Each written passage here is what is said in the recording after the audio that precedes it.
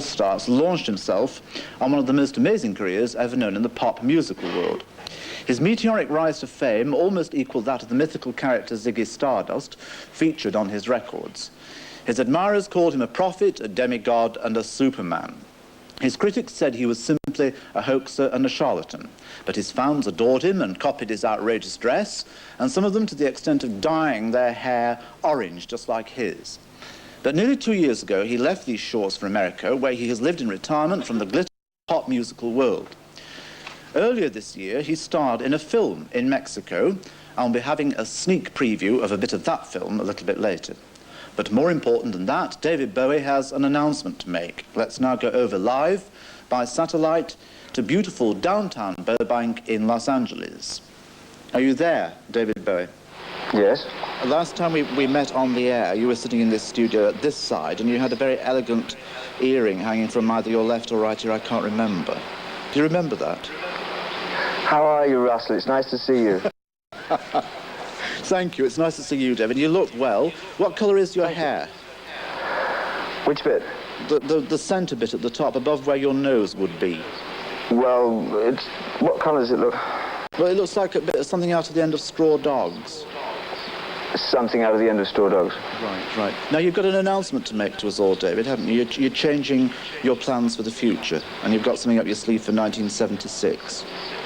Yes. I'm touring, but I'm coming back to England in May to play shows and look at you and look at England. Well, you know, and be there, be English. Again. Well, as always, but English in England. You know, you haven't, your accent, your voice, your method of speech has not changed. You've been away for 2 years. Yeah. Does that mean you've been locked away somewhere? Yes, I don't talk to anybody.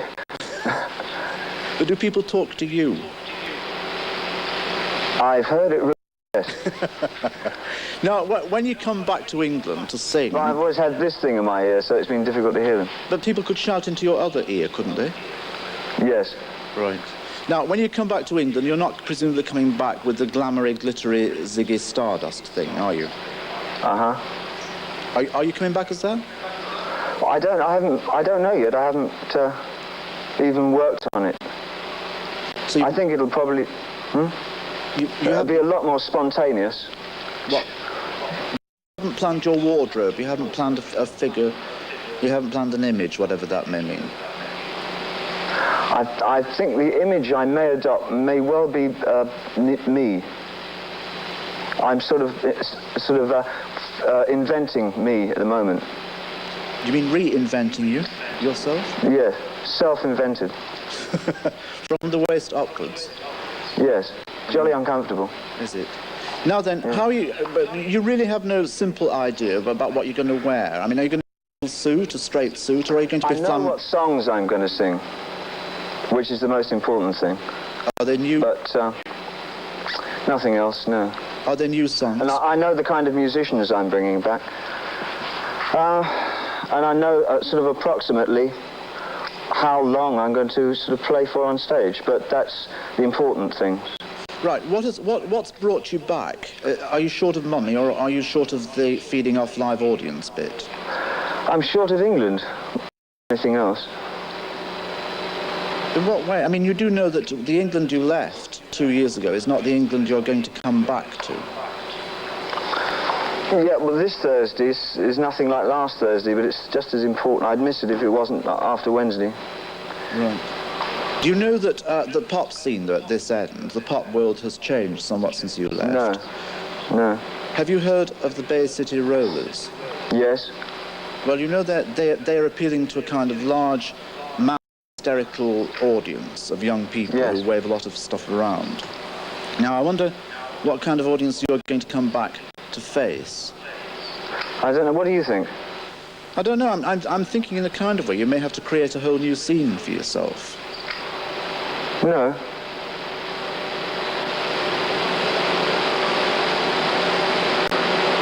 Well, can't qualify that. I'll just come back and play my songs. Now, for someone, you've been quoted as saying, David, that for someone who's not really a very good musician, You've made a lot of rumpus, a lot of noise. Yeah. If you don't think you're a good musician, what are you looking for at this moment? What are you searching for? Got liquid, it. Liquid. Treetop apple juice. Is it good? Would you spit some across the satellite? No. Good. For someone who claims not to be all that good a musician, why are you coming back to perform on stage? Or are you a better musician, in fact, than you admit? I can't link those two parts. If I'm not that good a musician, why am I coming back? Yes. Well, coming back has got nothing to do with being a musician. But do you think you're a better musician after 2 years away I from... don't play anything on stage. I'm a good performer, and I'm a good singer. That has nothing to do with being a musician, does it? Well, I don't know. I mean, you might do. You must tell me that. I mean, it's such a profound statement. I can... Well, it doesn't have to be that one-sided, does it? Well... Aren't you going to contribute? A little bit, yes. I'm worming away by expensive satellite. Now, okay. Well, all right. Now, you've also said that you need to astound people. You don't want to come back just as an ordinary person doing an ordinary gig at the Odeon Hammersmith or wherever it is. Do you have any idea at this stage, apart from just getting out on the stage, how you shall astound us? Or does it actually come to you in the middle of the night before? I shall probably be a lot fatter than I've been. That'll be my... No, I haven't any thoughts about that at all. The impact of the show has to be the astounding thing, not the dressing of it, you know. Yeah. Dressing of a show is just a dressing. It's a sort of a perfunctory kind of thing. But the content has to astound. I mean, you can dress a show with $1 trillion or £1 trillion worth of goodies, but if the show is not substantial, there will be no impact.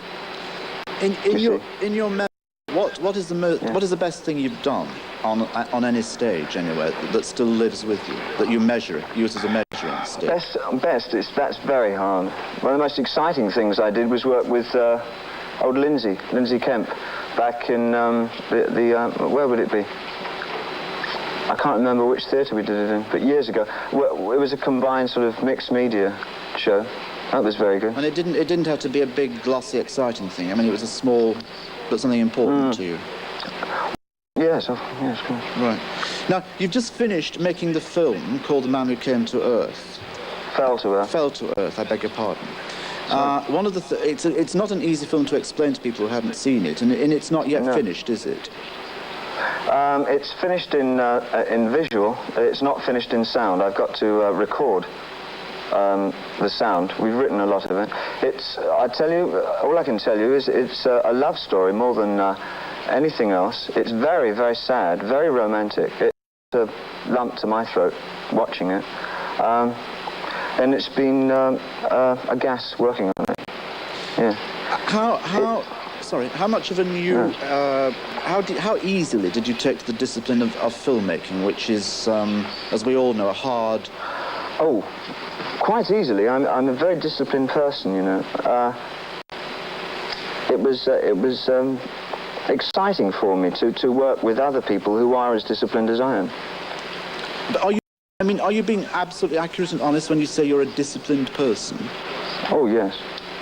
You impose a discipline on your own music writing, on your own work, do you? I mean, you don't just get up when you know what I'm saying to you. A lot of people in your position have a kind of reputation. A discipline doesn't mean that you make sure that you have breakfast at 8 o'clock in the morning and you are out of the house by 8:30. Discipline is that if you conceive something, then you decide it's worth following through, and if it's worth following through, then you follow it through to its logical conclusion. Good. And do it with to the best of your ability. That's the discipline. Yes? I applaud that answer. Whether there are areas in it that are not to one's liking, you have to go right the way through it and do it, and that's what I do. And more importantly, not to other people's liking. I mean, there are often things that if you decide to do as a major star, you're going to get people worked up about. Yes. Because you don't appear at the right place at the right time, or information is drying up and you need something else to refuel it. It's because I thoroughly enjoy looking at myself and looking at the environment that I'm in at any time with the eyes of someone who's not involved in any particular line of the arts. So it comes out as a sort of eclectic manifestation, you know. I'm still a fan of everything. Fan of films, fan of records, fan of rock bands, and fan of yours. Well, I am a fan of yours. Are you really? Fan of yours. Well, Yeah. let's get back to eclectic manifestations. Now, the film, we're going to look at a bit of it, and then we'll talk a bit more about it. Here you are, having fallen to Earth, and as you're adjusting to the Earth's atmosphere, you gain the attention of a young lady in your hotel room. Listen, I must say, just before you put that on, it's assumed that I'm an alien from outer space. It's not necessarily true. All right, fine, we'll come back to that. Then, when I was 15, I worked in this pharmacy in a hospital, delivering medicines to all the floors. It was a real responsible job. Boy, you're really hooked on water, aren't you? One of these days, you ought to try one of these. Am I talking too much? Maybe I ought to go. Oh, Lord, after 3. I guess you're tired. Well, I'll just finish this up and then... And then? And then, I think I'll have another one. You know, I really like you, mister. What do you do? For a living, I mean. Oh, just visiting. Oh, a traveler. Could you help me out, please? Sure. Oh.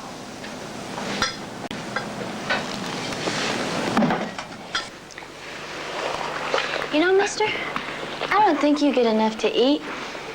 If you don't mind my saying so, I think you're too thin. You're very thin. You're too thin.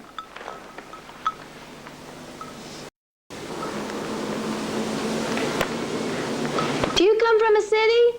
No, I come from the country. Ah, I wish I lived in the country. You know, this is a very unhealthy place.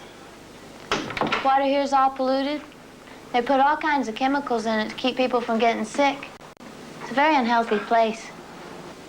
I think it just takes getting used to, that's all. It sure does. Anyway, I wonder if you'd mind, Mary Lou, if I rested now. Lord, no. I was just leaving anyway.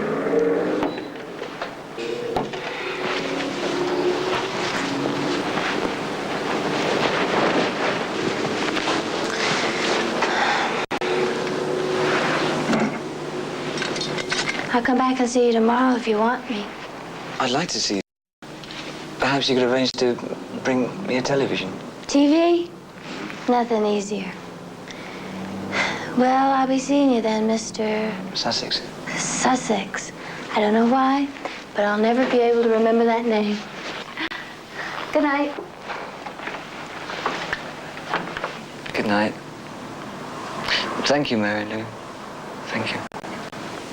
You're welcome.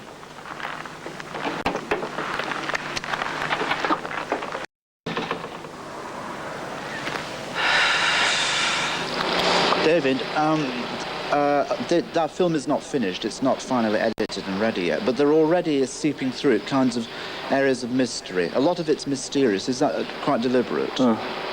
Yes, it is a mystery. As love affairs generally are. Is it giving too much away to say that it's a desire, that it doesn't end too happily either? It's a very sad film. No, it's not a happy. Did you? I thought Candy Clark. Isn't Candy Clark good? Very good indeed. Excellent. Has she worked there in films before? The last thing that she was in was American Graffiti. Yeah. But were you yourself a contributory factor to the film? I mean, did Mr. Rhodes stop and say, which way do we go, which way do we move, what do you think? Or were you under total direction? No, under total direction. My contributing factor was my acting. and persona in general. I've got the greatest respect for Mr. Rogue and his work. I would not have done the film otherwise. Are you still in to the extraterrestrial bit? Are you still aware of forces apart from satellites that are moving around this globe or this planet or around you, David Bowie? Of course, yes. What kind of eclectic manifestation do you have of this? A mountain or a tree is the manifestation of forces that we are not capable of dealing with. Do you go to church at all? No. Do you I pray? Yes, of course. But do you pray to mountains and to trees and to those physical manifestations, or to some kind of spirit? I don't think I would like to get into that over a 20-minute interview. You wouldn't? When I come back to England, I would talk to you about that, yes. All right. At length. Fine. But I wouldn't like to nutshell it. Has the film, that's sensible, has the film whetted your appetite for more movies?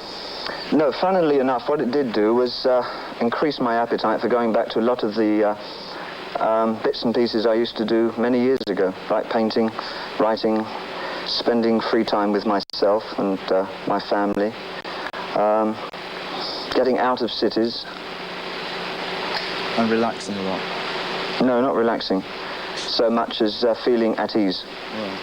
Well, can I let you feel at ease for a second or two while we take a commercial break at this? And we'll come back in about 2 minutes' time. Meanwhile, stay tuned. Okay.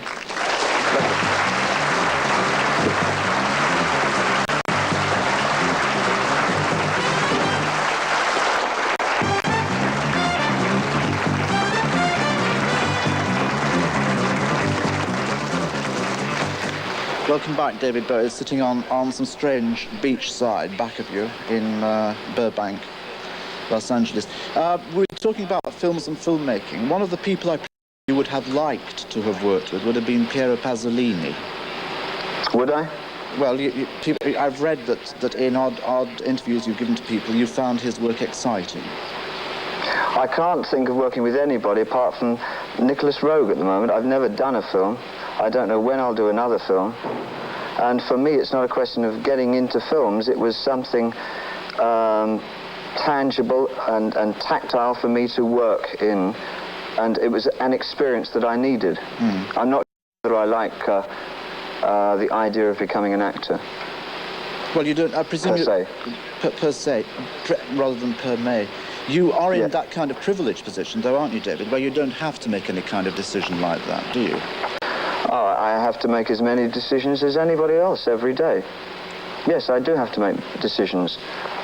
But I consider myself fairly responsible. I presume, I wasn't doubting your own self-responsibility, but I'm saying you are better equipped than most people to make that kind of decision about your own future. I will do A, That's I will do... That's not what you said at all. That's what I meant. If it's not what I said, it's what I meant, right? Yes, I can make firm decisions. I mean, you're equipped with fame, you're equipped with a certain amount of fortune, you're equipped with, I presume, the kind of advisors who will give you good advice, and therefore you're not like a girl or a boy sitting in a basement in Notting Hill struggling to get into some kind of proper situation, who wants to be an actor, who wants to be a film star, who wants to get onto the scene. So? Can you remember those days?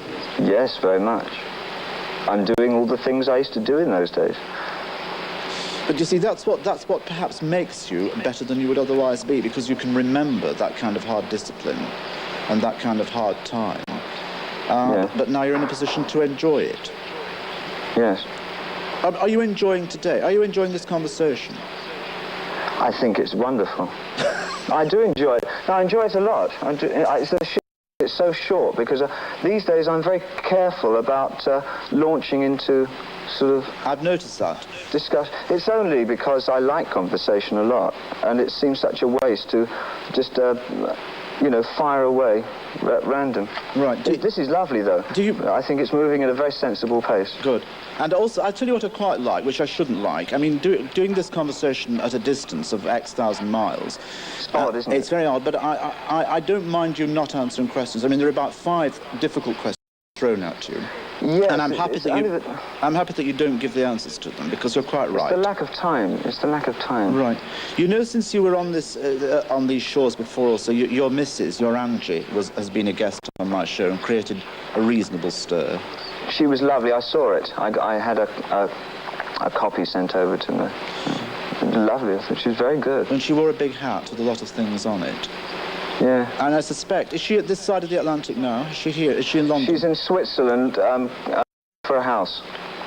For the both of you? Because, yes, we shall stay there for a little while whilst we're touring Europe. If she's going to see this programme, which For she the will... three of us. For three of us. And for Zoe. How do you say it? Yeah. How old is he now? Zoe. How old is he now? Well, he's 4.5, coming up for 5 in sort of May. And does he go to play school or whatever it is? Yes. Yes. Is he bright? University. Yes, he's... Does he know? He's very bright. Does he know who He's you a child. I'm as bright as any child should be at 4.5. He's not a prodigy of any kind, thank God. Yet. Yeah. Give him time, baby. Give him time. You know, also, since you've been away, or quite recently, the newspapers have been having a bit of a bash at your mother. And saying that she's a bit tearful from time to time, and that she's suffering a certain amount of anguish, and that she doesn't hear from you an awful lot. Is that eyewash, or is it real? That's really my own business. And that's how it's going to stay, is it? Yes. I see you still have a keen sense of rumour, Russell. Highly developed sense of rumour. Well, David, we're coming towards the end of our all too brief conversation. Oh, that's a shame. I think what we might do is end with a bit of music, because I gather that at your end, at beautiful downtown Burbank, you have some music with you. I mean, you're not going to get up on your do it, but... No, I wish I could, actually, but time won't permit it. But we'll see. I know what it is. I'm very drunk in this. In what? In the bit we're going to see? What you'll see now. I was very nervous, so I had a couple of drinks, which I never do. I really shouldn't have. It's lovely. It's very funny. Does it show? Oh, yes. Well, let's have a look at it. The song is called The Shape of Things to Come. And David Bowie... No, not, of course it isn't. We're having a preview of The Shape of Things to Come. The song is called Golden Tears. To David Bowie, we'll come back to you after we've seen the song. You did get it wrong. It's I did get years. it Years. Years. Why don't you introduce it from that end? This is David Bowie singing Golden Years from his forthcoming album, Station to Station. Golden years, golden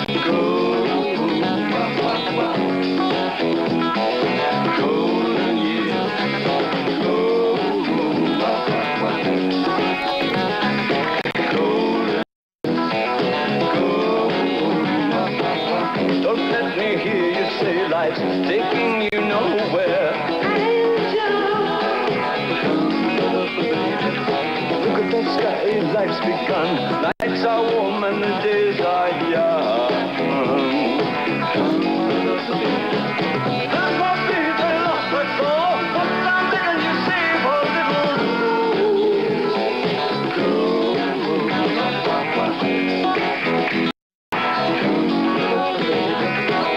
Last night they loved you, opening doors and pulling some strings. Didn't walk luck and you looked in time, never looked up, walked tall at time. I'll stick with you, baby, for 1,000 years. Nothing's gonna put you in these golden years.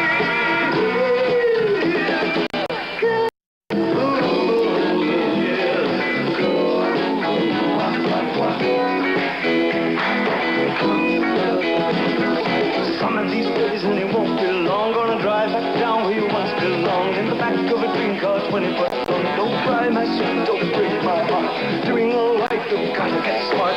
Wish upon day upon day. I believe, oh Lord, I believe all the way. Run for the shadows, run for the shadows in these golden years. There's my baby, love, that's all. One time begging you save a little golden years. Golden years.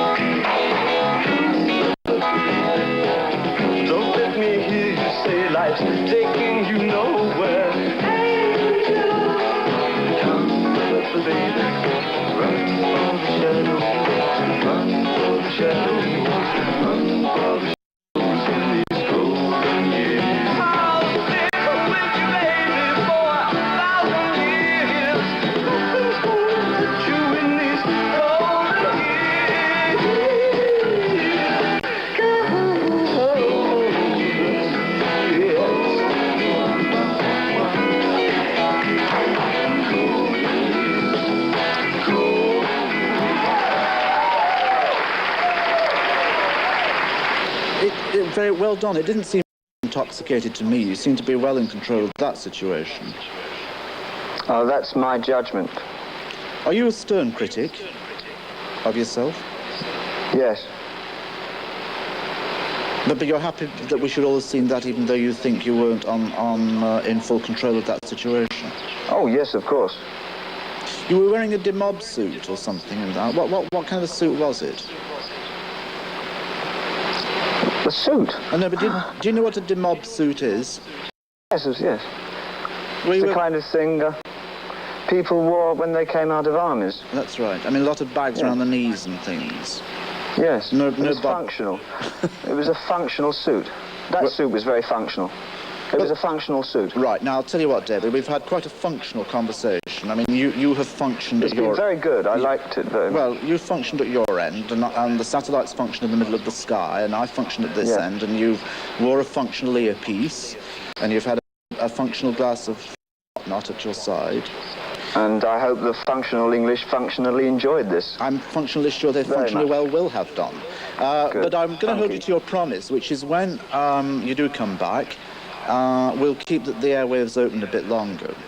Most certainly. I'd Right. love to do that. We won't I'd talk- appreciate that a lot. We won't talk about Angie, we won't talk about your mother, we won't talk Well, about Zoe, we'll talk about extraterrestrial things. let's not plan it. The worst thing we can do is plan a conversation.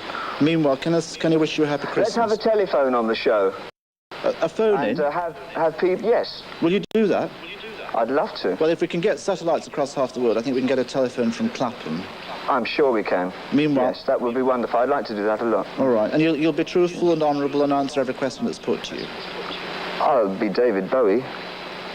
which is a useful and functional end to this interview. God bless you, happy Christmas and good night. Thank you. I love you very much, all of you. Ladies and gentlemen, David Bowie.